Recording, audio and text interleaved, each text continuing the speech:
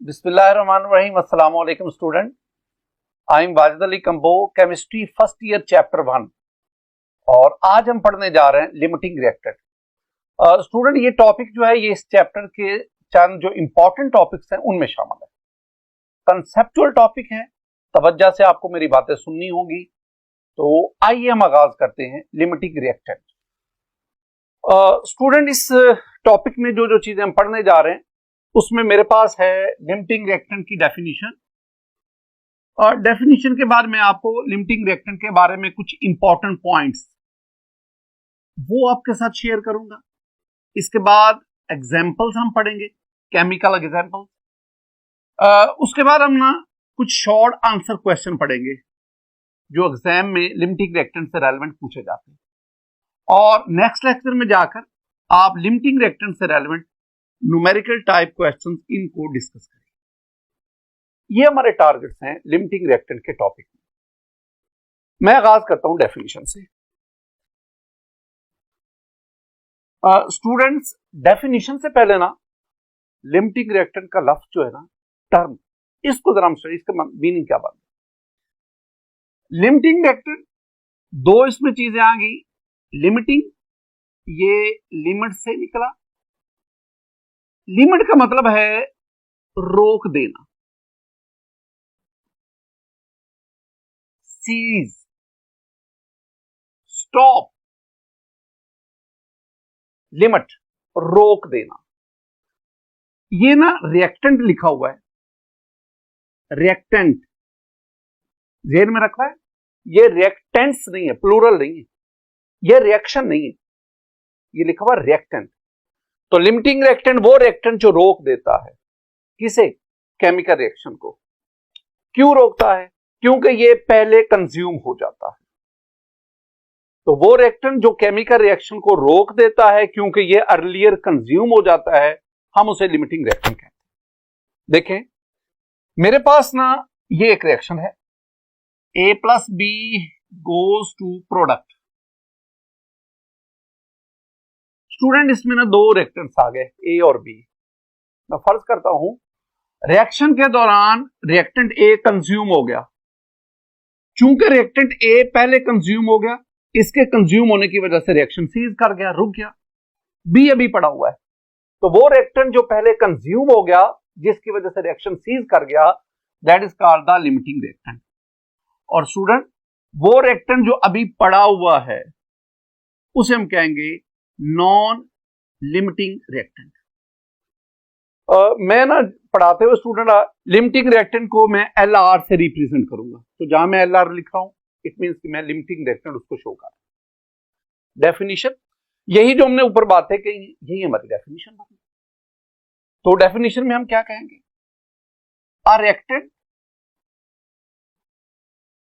Reactant which consumes earlier due to its lesser amount and produces least amount of product is called limiting reactant. ये definition है। Definition में अगर आप गौर से देखेंगे, तीन चीजें बहुत प्रोमिनेंट है। पहली बात, वो रिएक्टेंट जो पहले कंज्यूम हो गया, जो पहले यूज हो गया। क्यों?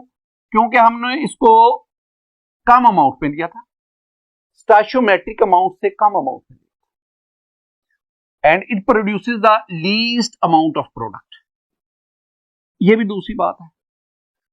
रिएक्टेंट्स में से वो रिएक्टेंट जो प्रोडक्ट कम बनाएगा, हम उसे लिमिटिंग रिएक्टेंट कहेंगे। ये डेफिनेशन आपको याद करनी पड़ेगी। अब इस डेफिनेशन में ना मैं चार बातें इससे अखज करता हूं। स्टूडेंट से पूरे लेक्चर में ना एक्चुअली मैं आपको ना 4 पॉइंट्स याद करवाना चाहता हूं।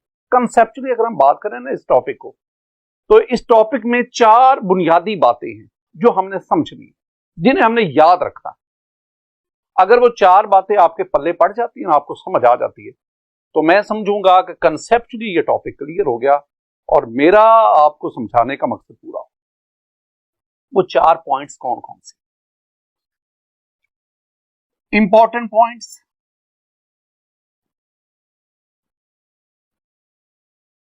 जो पहले 2 पॉइंट स्टूडेंट मैं आपको समझा रहा हूं ना, ये आपको हेल्प आउट करेंगे लिमिटिंग रिएक्टेंट को पहचानने में। इन्हें आपने जानना है कि दोनों रिएक्टेंट में से लिमिटिंग रिएक्टेंट कौन है। तो ये दोनों पॉइंट्स जो मैं पहले आपसे शेयर कर रहा हूं, ये आपको लिमिटिंग रिएक्टेंट को आइडेंटिफाई करने में आपकी हेल्प करेंगे। पहला पॉइंट, आपने देखना है कि कौन सा रिएक्टेंट पहले कंज्यूम हुआ। दोनों रिएक्टेंट की आप स्टैचोमेट्रिकली देखेंगे कौन सा रिएक्टेंट पहले कंज्यूम हुआ। तो विच कंज्यूम्स अर्लियर,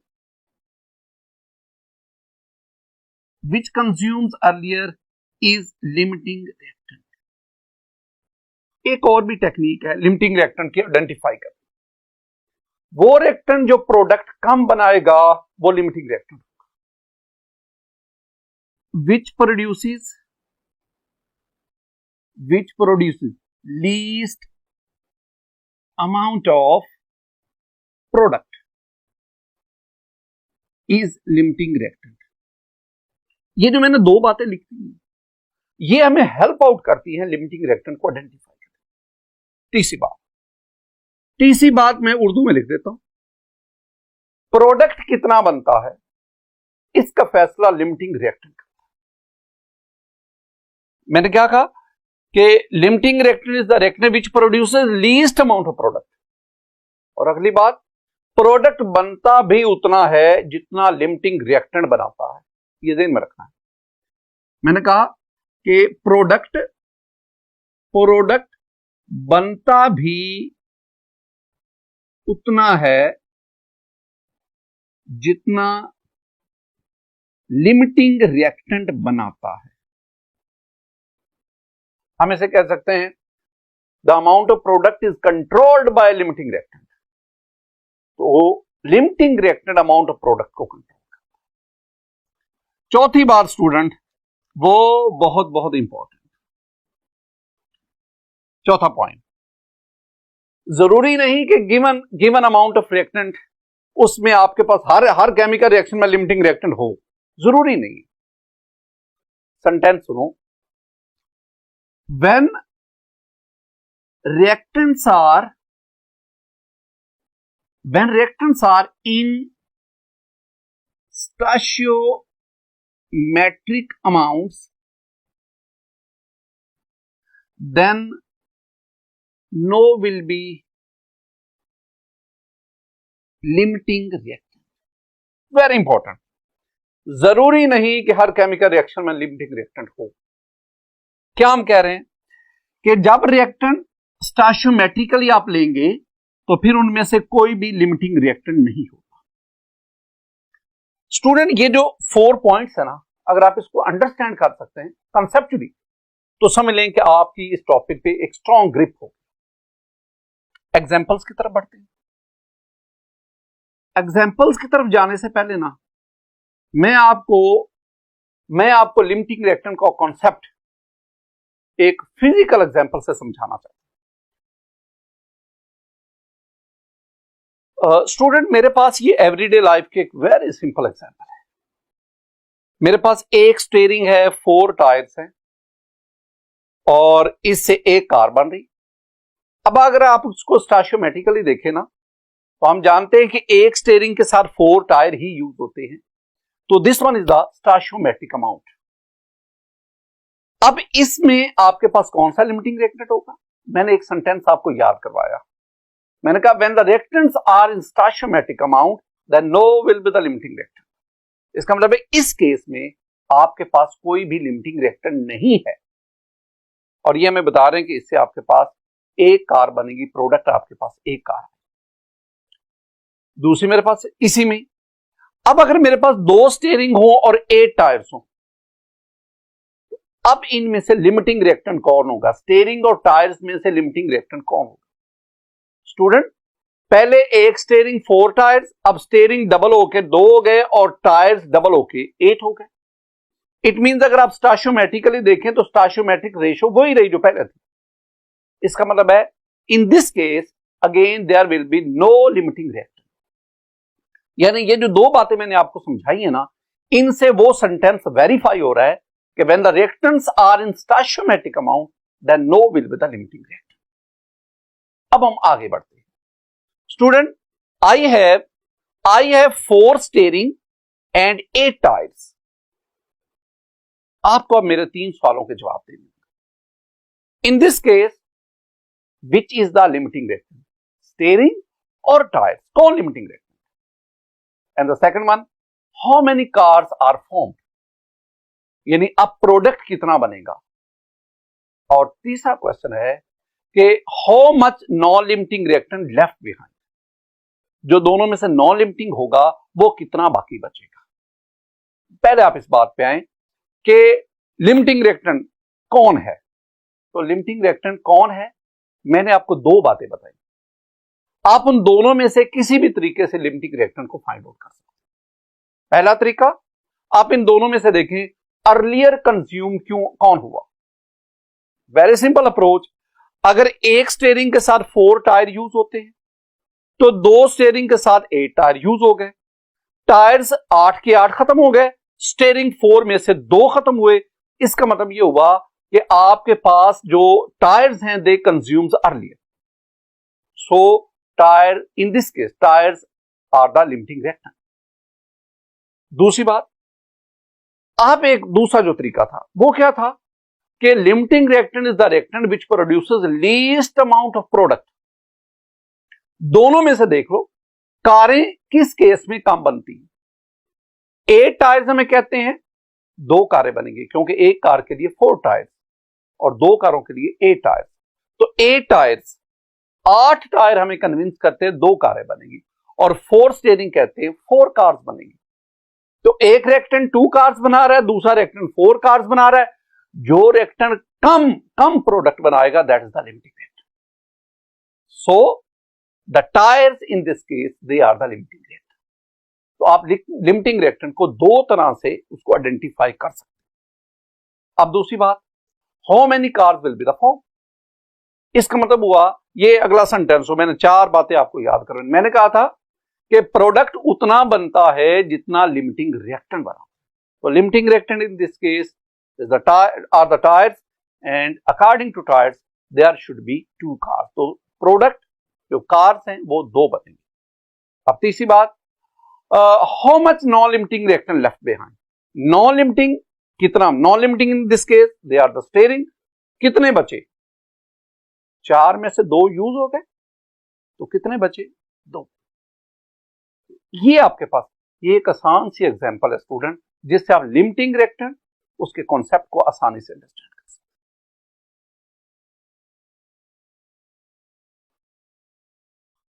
हैं। स्टूडेंट अब आप ना कुछ केमिकल रिएक्शंस, उनमें लिमिटिंग रिएक्टेंट उसको आइडेंटिफाई करते हैं और उसकी बेस पे हम वेरियस कैलकुलेशंस करते हैं। मेरे पास ना एक एग्जांपल है, मैं ना हाइड्रोजन और ऑक्सीजन का रिएक्शन करवाता हूं और इस रिएक्शन में मेरे पास जो प्रोडक्ट है वो है वाटर, H2O। स्टूडेंट ये मेरे पास है hydrogen and oxygen, these are the reactant, water is the product. हमने एक बात पढ़ी थी स्टैच्योमेट्री कि केमिस्ट्री की वो ब्रांच जिसमें हम बैलेंस केमिकल इक्वेशन की मदद से रिएक्टेंट और प्रोडक्ट के दरमियान क्वांटिटेटिव रिलेशनशिप स्टडी करते हैं। फिर मैंने आपसे कहा था कि there are 2 applications of stoichiometry, limiting reactant and yield. इसका मतलब है कि limiting reactant is an application of stoichiometry. अब लिमिटिंग रिएक्टेंट में हमारे पास ये केमिकल इक्वेशन है, हम रिएक्टेंट और प्रोडक्ट के दरमियान क्वांटिटेटिव रिलेशनशिप स्टडी करना चाहते हैं। For this we need the balanced chemical equation. तो बैलेंस करने के लिए मैं इधर 2H2 और ये 2H2O। अभी ना मैं आपको उस स्टैच्योमेट्रिक अमाउंट उसका कॉन्सेप्ट देना चाहता हूं। स्टूडेंट्स आप इसको नहीं in sense of mole discuss करें। मोल किस सेंस में, अगर मैं इन सेंस ऑफ मोल देखूं तो we have 2 moles of hydrogen, we have 1 mole of oxygen and it forms 2 moles of water. ये मैंने बैलेंस केमिकल इक्वेशन के मुताबिक इसको मैं डील कर रहा हूं। अगर मैं मोल की बजाय इन सेंस ऑफ मैथ बात करूं तो यू नो कि 1 mole of hydrogen is 2 gram and 2 moles of hydrogen is 4 ग्राम। तो this one is 4 gram and 1 mole of oxygen is 32 gram. They will form the 2 moles of water, that is 36 gram. अब ये जो मैंने reactants और products की amounts ली है ना, reactants और प्रोडक्ट की जो मैंने अमाउंट्स ली हैं, these amounts are according to balanced chemical equation and these amounts are called stoichiometric amounts. और मैंने कहा when the reactants are in stoichiometric amount, अगर आप रिएक्टेंट इतनी इतनी मिकदार में लेंगे then no will be the limiting reactant, फिर कोई भी लिमिटिंग रिएक्टेंट नहीं होगा। यानी अगर मैं आपसे कहूं student you have 4 gram of hydrogen, 32 gram of oxygen, कौन सा लिमिटिंग रिएक्टेंट है? तो आंसर होगा कोई भी नहीं। अगली बात, अगर मैं स्टूडेंट इसको 2 ग्राम कर दूं, इसको 16 ग्राम कर दूं, मेरा क्वेश्चन आपसे है if you have 2 gram hydrogen, 16 gram of oxygen, what will be the limiting factor? Again the answer no will be the limiting factor. Why? ने इसका हाफ किया, इसका हाफ किया, स्टोइचोमेट्रिक रेशियो तो सेम रहेगा। अगर इसको मैं 1 ग्राम करूं, इसको मैं 8 ग्राम करूं, तो बताएं अब कौन सा limiting reactor? Again there will be no limiting reactor. अब आगे बढ़े, मेरा आपसे स्टूडेंट क्वेश्चन है कि if you have 4 gram of hydrogen and 16 gram of oxygen, तो मुझे आपने 3 बातें बतानी। पहली बात मुझे ये बताएं कि इनमें से, इन दोनों रिएक्टेंट में से लिमिटिंग रिएक्टेंट कौन होगा? दूसरी बात, how much amount of product, product इस केस में वाटर है, तो how much amount of water is formed, product की अमाउंट आपने मुझे बतानी। और तीसरी बात जो है ना, तीसरी बात आपने मुझे बतानी कि नॉन लिमिटिंग रिएक्टेंट कितना बाकी बचा। ये 3, ये जो मैंने आपको ये लिख के दे रहा हूं, ये आपसे शॉर्ट आंसर क्वेश्चन भी पूछा जा सकता है। ऐसी बातें आपसे बतौर एमसीक्यू पूछी जाती है और एंट्रेंस टेस्ट में तो ये बातें बहुत ही इंपॉर्टेंट। अगर आप कॉन्सेप्चुअली क्लियर है ना, आपका कॉन्सेप्ट स्ट्रॉन्ग है, आपको परेशान होने की जरूरत नहीं, आप आसानी से इनको आंसर कर सकते। बातें मेरी वही 4 आपने याद रखनी है जो मैंने यहां आपको समझाई। तो अब आइए, पहले ना हम बैलेंस्ड केमिकल इक्वेशन उसकी बदल लेते हैं। मैंने पीछे भी इक्वेशन लिखी, मैं दोबारा लिख रहा हूं। इक्वेशन बार बार इसलिए लिखी जाती है ताकि आप इसको अंडरस्टैंड कर सकें, याद कर सकें। ये इसके लिए इक्वेशन। ढूंढना क्या है? Limiting reactant. तो लिमिटिंग रिएक्टेंट कौन सा? जो प्रोडक्ट कम बनाए। अब हम इस रिएक्टेंट से पूछते हैं, हाइड्रोजन से पूछते हैं तुम वाटर कितना बनाओगे, यानी H2 और H2O दोनों के रेशियो लेते हैं। अब प्रॉब्लम जरा देखना, पहले बैलेंस केमिकल इक्वेशन को। बैलेंस केमिकल इक्वेशन कहती है कि if you have 2 moles of hydrogen it will form 2 moles of water. अगर आपके पास हाइड्रोजन के 2 moles हैं तो वाटर भी आपके पास 2 mole बनेगा। ये तो बैलेंस केमिकल इक्वेशन कह रही। मेरे पास हाइड्रोजन है कितना? स्टूडेंट मेरे पास ये 4 ग्राम हाइड्रोजन है, यानी मुझे मोल्स नहीं मिले, मुझे हाइड्रोजन का मैस मिला। तो हमने ना पीछे पढ़ के हम कॉन्सेप्ट ऑफ मोल में कि अगर आप नंबर ऑफ मोल्स फाइंड करना चाहते हैं तो मैस को मोलर मैस पर डिवाइड करें। ये हमारा बेसिक कॉन्सेप्ट है। तो इसका मतलब है कि मेरे पास हाइड्रोजन कितना है? 4 ग्राम। तो 4 डिवाइडेड बाय हाइड्रोजन का मोलर मैस है 2, तो इट मींस 2 मोल्स। तो इसका मतलब है कि मेरे पास 4 ग्राम हाइड्रोजन का मतलब है I have 2 moles of hydrogen. इसका ये भी याद रखना है कि जब आप लिमिटिंग रिएक्टेंट को आइडेंटिफाई करने जा रहे हैं ना, तो आपको ये देखना पड़ेगा कि अगर आपको मैस ऑफ रिएक्टेंट दिया गया ना, तो आप उसको मोल्स में कन्वर्ट करेंगे। अब बैलेंस केमिकल इक्वेशन क्या कहती है? 2 मोल्स हाइड्रोजन से 2 मोल्स वाटर बना, और मेरे पास जो गिवन है वो भी 2 मोल्स है। तो इट मींस हाइड्रोजन कहती है कि वाटर जो बनेगा वो 2 मोल्स बनेगा। अब ऑक्सीजन से पूछते हैं। पहले ना मैं बैलेंस केमिकल इक्वेशन की मदद लेता हूं। बैलेंस केमिकल इक्वेशन कहती है कि if you have 1 mole of oxygen it will form 2 moles of water. अगर ऑक्सीजन का 1 मोल है तो वाटर बनेगा 2 मोल्स, 2 मोल्स डबल बनेगा। अब मेरे पास ऑक्सीजन है कितनी? ऑक्सीजन के मोल नहीं है, मैस है। वो स्ट्रेटजी, आप मोल्स बना लें। आप जानते हैं कि ऑक्सीजन का मोलर मैस 32 है, तो डिवाइड करेंगे तो आंसर आपके पास क्या है? 0.5। इसका मतलब है you have 0.5 moles of oxygen. अब अगर 1 मोल ऑक्सीजन 2 मोल वाटर बनाता है, डबल, 1 से 2 डबल, तो अगर आपके पास ये 0.5 मोल होगा तो इसका डबल ले लें, तो इसका मतलब है it will form 1 mole of water. अब इसका मतलब क्या हुआ? इसका मतलब ये हुआ कि जो ऑक्सीजन है ये कहती है कि वाटर बनेगा 1 मोल। सेंटेंस क्या मैंने याद करवाया? वो रिएक्टेंट जो प्रोडक्ट कम बनाएगा, the reactant which produces the least amount of product is called limiting reactant. बार बार बोल रहा हूं सेंटेंस। इसका मतलब हुआ एक रिएक्टेंट कहता है प्रोडक्ट बनेगा 2 मोल, दूसरा रिएक्टेंट कहता है नहीं प्रोडक्ट बनेगा 1 मोल। तो कौन सा रिएक्टेंट प्रोडक्ट कम बना रहा है? Oxygen. So this will be the limiting reactant. तो इसका मतलब क्या हुआ कि इन this case O2 is the limiting reactant while H2 that one is the non-limiting reactant. Student, product यानी वाटर, प्रोडक्ट कितना बना? वो जो 4 पॉइंट्स हैं उसमें मैंने कहा कि प्रोडक्ट उतना बनता है जितना लिमिटिंग रिएक्टेंट बनाता है। The amount of product is controlled by the limiting reactant. तो लिमिटिंग रिएक्टेंट कहता है प्रोडक्ट कितना बनेगा? 1 मोल। इट मींस कि we will get 1 mole of water, and you know 1 mole of water mean 18 gram of water. तो water आपके पास क्या बना? वाटर बना जी 1 मोल, and 1 mole mean 18 gram of water. तीसरी बात, नॉन लिमिटिंग रिएक्टेंट कितना बचा? कौन है non limiting reactant? Hydrogen. Hydrogen की कितनी अमाउंट बच गई? अब आप हाइड्रोजन और ऑक्सीजन दोनों को देख लें स्टूडेंट, दोनों को कंपेयर कर लो। कंपैरिजन में आप देखेंगे ये मेरे पास आ गया हाइड्रोजन, ये मेरे पास आ गया oxygen. Balance chemical equation. Balance chemical equation कहती है कि अगर आपके पास इसको इस सेंस में लिख लें, ये हो गया ऑक्सीजन, ये हो गया हाइड्रोजन। बैलेंस केमिकल इक्वेशन में क्या कह रही कि if you have 1 mole of oxygen it will completely consume with 2 moles of hydrogen. अगर ऑक्सीजन का 1 मोल होगा तो ये हाइड्रोजन के 2 मोल्स के साथ कंप्लीटली कंज्यूम होगा। लेकिन अब आपके पास ऑक्सीजन कितना यूज हो रहा है? हाफ, 0.5 मोल।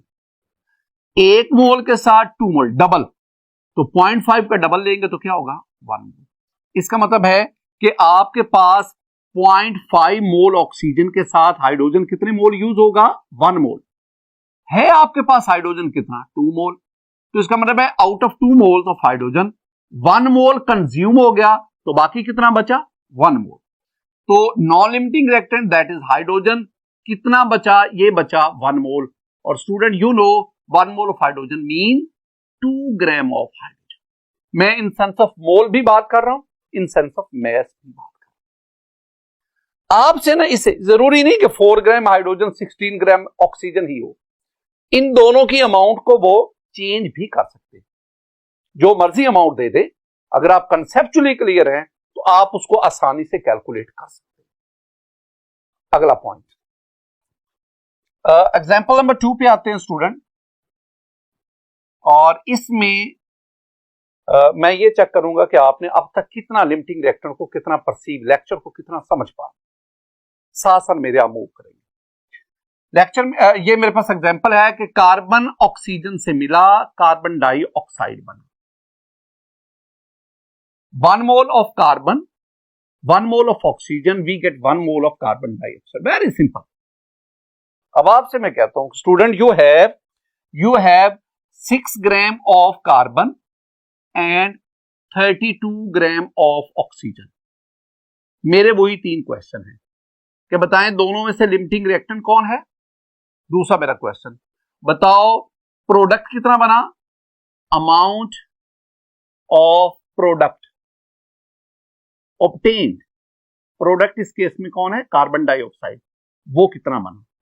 और तीसरा, इन दोनों में से जो नॉन लिमिटिंग होगा वो कितना बाकी बचा, non limiting reactant left behind. ये तीन वही बातें जो मैंने ऊपर पूछी। अब अप्रोच क्या है, पहला काम आप ये करें, आप ना जो इनका मैथ दिया गया ना कार्बन का और ऑक्सीजन का, तो फर्स्ट ऑफ ऑल आप इस मैथ को मोल में कन्वर्ट करें। तो बहुत दफा ना आप सिंपली, जरूरी नहीं कि हर दफा आप इस तरह का लिखें, कुछ बातें वैसे भी जो सिंपल मैथ है वो तो आपको आनी चाहिए ना, जो आसान सी बातें। यानी हम जानते हैं कि 12 ग्राम कार्बन होगा तो वो 1 मोल होगा, अगर 12 की बजाय मैं 6 ग्राम ले रहा हूं तो वो हाफ मोल होगा। You have 0.5 mole of carbon, तो 6 ग्राम कार्बन मीन आपके पास हाफ मोल 0.5 मोल कार्बन, और तो ये तो सिंपल है ना। 32 gram oxygen mean you have 1 mole of oxygen. My dear students, approach वही है, दोनों रिएक्टेंट में से जो प्रोडक्ट कम बनाएगा वो लिमिटिंग रिएक्टेंट है, या दूसरी अप्रोच यूज कर लो, दोनों रिएक्टेंट में से जो अर्लियर कंज्यूम हो जाएगा वो लिमिटिंग रिएक्टेंट है। तो मैं देखता हूं कि दोनों में से प्रोडक्ट कौन कम बनाता है। पहले हम ना कार्बन से पूछते हैं, कार्बन रेशो कार्बन डाइऑक्साइड। अब देखें बैलेंस केमिकल इक्वेशन का, if you have 1 mole of carbon it will form 1 mole carbon dioxide, 1 से 1, और आपके पास है कितना, मेरे पास है 0.5 मोल, और अगर आपके पास 0.5 मोल कार्बन होगा it will form 0.5 mole of carbon dioxide. एक रिएक्टेंट जो कि कार्बन है वो कहता है कि प्रोडक्ट बनेगा 0.5 मोल। अब दूसरे रिएक्टेंट से पूछते हैं, दैट इज ऑक्सीजन। ऑक्सीजन हमें कहता है कि अगर आपके पास 1 मोल ऑक्सीजन होगा, 1 मोल oxygen it will produce 1 mole of carbon dioxide. 1 मोल से 1 मोल है आपके पास ऑक्सीजन कितना, 32 ग्राम, आई मीन 1 मोल ही है, तो 1 मोल का मतलब it will form 1 mole of carbon. तो दूसरा रिएक्टेंट कहता है कि प्रोडक्ट बनेगा 1 मोल। तो जो रिएक्टेंट प्रोडक्ट कम बनाएगा that is called the limiting reactant. अब इस केस में जो कार्बन है वो 0.5 मोल, ऑक्सीजन 1 मोल, चूंकि कार्बन प्रोडक्ट कम बना रहा है, so carbon is the limiting reactant. और प्रोडक्ट बनेगा कितना, जितना कार्बन बना रहा है, जितना लिमिटिंग रिएक्टेंट बना रहा है। तो इट मींस कि कार्बन डाइऑक्साइड आपके पास कितनी बनेगी, 0.5 मोल, हाफ मोल बनेगी। तो amount of product I mean carbon dioxide आपके पास कितनी बनेगी, 0.5 मोल बनेगी। और 1 मोल कार्बन डाइऑक्साइड 44 ग्राम है, और आधा मोल हाफ मोल ये कितना हो गया, 22 ग्राम। तीसरी बात, नॉन लिमिटिंग रिएक्टेंट ऑक्सीजन, कितना बाकी बचा अभी हम देख लेते हैं। कार्बन और ऑक्सीजन को देखो, कार्बन और ऑक्सीजन, स्टूडेंट अगर आपके पास 1 मोल कार्बन होगा, 1 मोल ऑक्सीजन कंज्यूम, 1 मोल कार्बन के साथ 1 मोल ऑक्सीजन यूज होती है। आपके पास कितना कार्बन है, मेरे पास था 0.5 मोल, जो कंप्लीटली, इसका मतलब अगर ये लिमिटिंग रिएक्टेंट 0.5 होगा तो ये ऑक्सीजन भी कितनी यूज करेगा, 0.5, 1 से 1, 0.5 से 0.5। इट मीन ऑक्सीजन जो इसमें कंज्यूम हुई, तो ऑक्सीजन कंज्यूम हुई आपके पास 0.5 मोल है, कितनी, 1 मोल है। तो इट मीन के 1 मोल में से 0.5 मोल कंज्यूम हो गई, आधा मोल कंज्यूम हो गई, आधा मोल वैसे पड़ी रही। तो इसका मतलब है कि non limiting reactant left behind, कितना बाकी बचा, हाफ मोल बाकी बचा। तो हम यहां पे लिखेंगे कि 0.5 मोल ऑक्सीजन लेफ्ट बिहाइंड, और स्टूडेंट 0.5 मोल हाफ मोल, 32 ग्राम 1 मोल, तो 16 ग्राम हाफ मोल, तो इट मींस आपके पास 16 ग्राम ऑक्सीजन। ये मेरे पास दूसरी एग्जांपल। स्टूडेंट मैंने आपका लिमिटिंग रिएक्टेंट ना 3 तरह से समझाया। पहले मैंने आपको एक एवरीडे लाइफ की सिंपल एग्जांपल, वो स्टीयरिंग टायर्स वाली, फिर मैंने आपको हाइड्रोजन ऑक्सीजन के कॉम्बिनेशन से वाटर बना वहां से, और तीसरी चीज मैंने आपको कार्बन और ऑक्सीजन के कॉम्बिनेशन से सीखा। अब नेक्स्ट हम बढ़ते हैं, आपसे क्वेश्चन, ये अक्सर एग्जाम में क्वेश्चन आता है, Identification of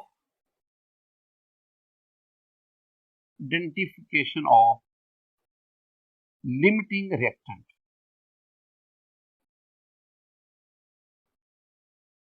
आप लिमिटिंग रिएक्टेंट को कैसे पहचानेंगे? तो student, while identify the limiting reactant, you have to kept in mind 3 points. Point number 1, पहला पॉइंट, पहला काम आपने ये जो मैंने आपको समझाया कि आपको जो गिवन अमाउंट ऑफ रिएक्टेंट है ना, इसको मोल्स में कन्वर्ट करो। तो पहला, calculate number of moles of reactant from given amount। तो जितनी रिएक्टेंट की अमाउंट दी गई है ना, उससे आप उसके नंबर ऑफ मोल्स कैलकुलेट करें। नंबर 2, दूसरा काम। अब आपने दूसरा काम यह करना है कि दोनों रिएक्टेंट के मोल ले लिए, अब इनसे देखें कि दोनों रिएक्टेंट प्रोडक्ट कितना कितना बनाते हैं। तो फाइंड आउट, दूसरा point, find out number of moles of product with the help of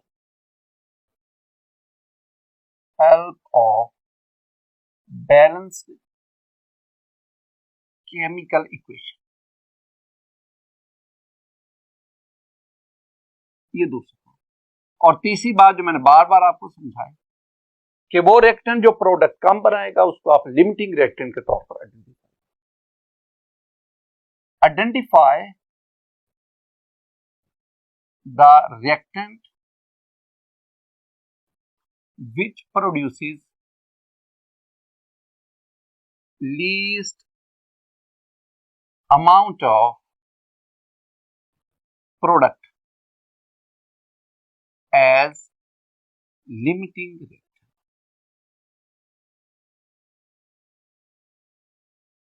Student, this one is very important, very important short answer question.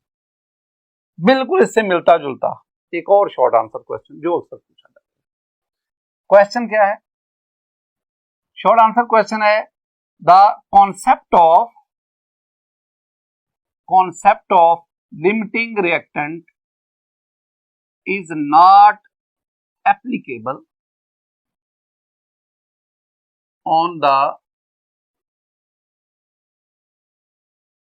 reversible reactions। Justify, ये भी एक ना बहुत important question, short answer question. कह रहे हैं बताएं कि जो लिमिटिंग रिएक्टेंट का कॉन्सेप्ट है ना, ये रिवर्सिबल रिएक्शंस पर अप्लाई नहीं होता। तो ये तो बहुत आसान है। रिवर्सिबल रिएक्शन किसे कहते हैं? A plus B goes to C plus D, जो दोबारा इसमें आए, these are the reactants। और रिवर्सिबल रिएक्शन में हम क्या कहते हैं? हम कहते हैं कि reactants are not completely consume. Reversible reaction में रिएक्टेंट मुकम्मल तौर पर यूज नहीं होते। Reversible reaction never goes to completion, ये कभी मुकम्मल नहीं होते। They are always dynamic. Chapter number 8 में जाके हम पढ़ेंगे। लिमिटिंग रिएक्टेंट तो फिर हम यहां पे आइडेंटिफाई नहीं कर सकेंगे। लिमिटिंग रिएक्टेंट तो वो होता है जो अर्लियर कंज्यूम हो जाए। अगर इन दोनों रिएक्टेंट में से कोई कंप्लीटली कंज्यूम ही नहीं हो रहा, तो फिर आप इनमें से लिमिटिंग रिएक्टेंट को आइडेंटिफाई नहीं कर सकते। यही वजह है कि लिमिटिंग रिएक्टेंट का कॉन्सेप्ट रिवर्सिबल रिएक्शन पे अप्लाई नहीं। स्टूडेंट, लिमिटिंग रिएक्टेंट से रेलेवेंट कुछ एग्जांपल्स हैं न्यूमेरिकल टाइप, और इसी तरह कुछ एक्सरसाइज में न्यूमेरिकल्स हैं। तो ये जो है ना, इनसे रेलेवेंट न्यूमेरिकल टाइप एग्जांपल या एक्सरसाइज के क्वेश्चन, इनको हम नेक्स्ट लेक्चर में स्टडी करेंगे। माय डियर स्टूडेंट्स, आज के इस लेक्चर में हमने इस चैप्टर का जो एक इंपॉर्टेंट टॉपिक है लिमिटिंग रिएक्टेंट, उसको स्टडी किया, डिफरेंट एंगल से देखा। एग्जामिनेशन में इससे रेलेवेंट कौन कौन से क्वेश्चन पूछे जा सकते हैं, हमने उनको स्टडी किया। मेरी दुआ है कि अल्लाह ताला आप पर अपना फजल और करम फरमाए अल्लाह ताला आपके इल्म में, आपके हुनर में तरक्की अता फरमाए। अस्सलामु अलैकुम व रहमतुल्लाह।